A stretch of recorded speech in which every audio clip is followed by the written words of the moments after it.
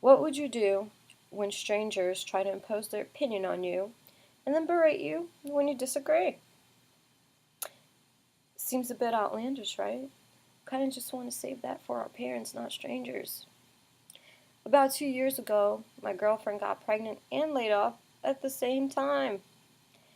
She felt that she wasn't financially stable enough to take care of one child that she already has and another one on the way.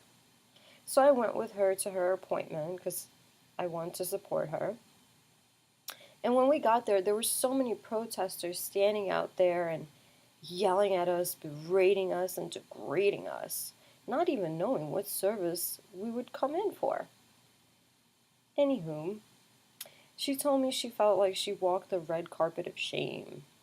While I was able to be there for my friend and support her through that hard time, there were other girls just sitting there in solitude and sadness.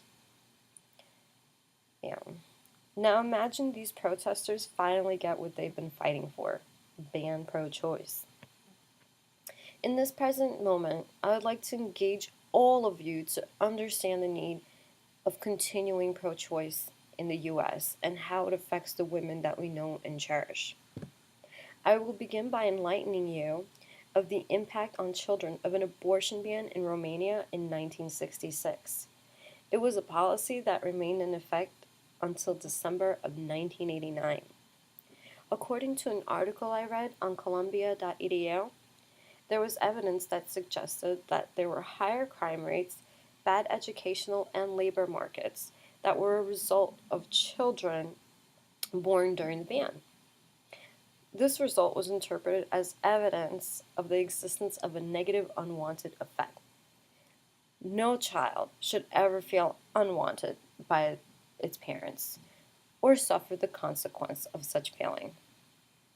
While some people fear that abortions are being used as a primary method of birth control, there's absolutely no evidence of it.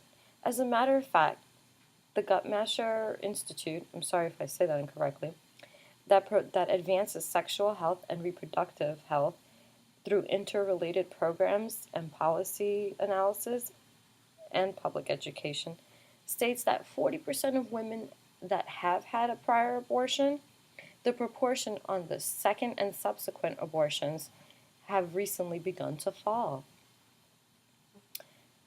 I would like to draw the attention to abortions being done regardless of its legality. We must try to preserve the legal method as much as we can.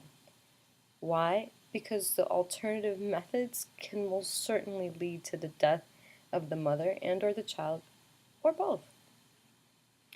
The dangers of alternative methods can be gauged on how strongly the woman feels about the unwanted child.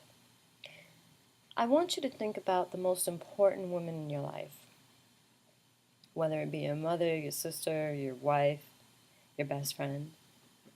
Now, can you imagine? No.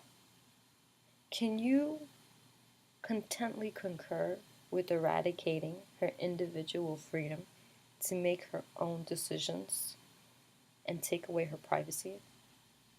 Would you feel it's okay for someone or a group of people to berate her when they disagree with what she feels?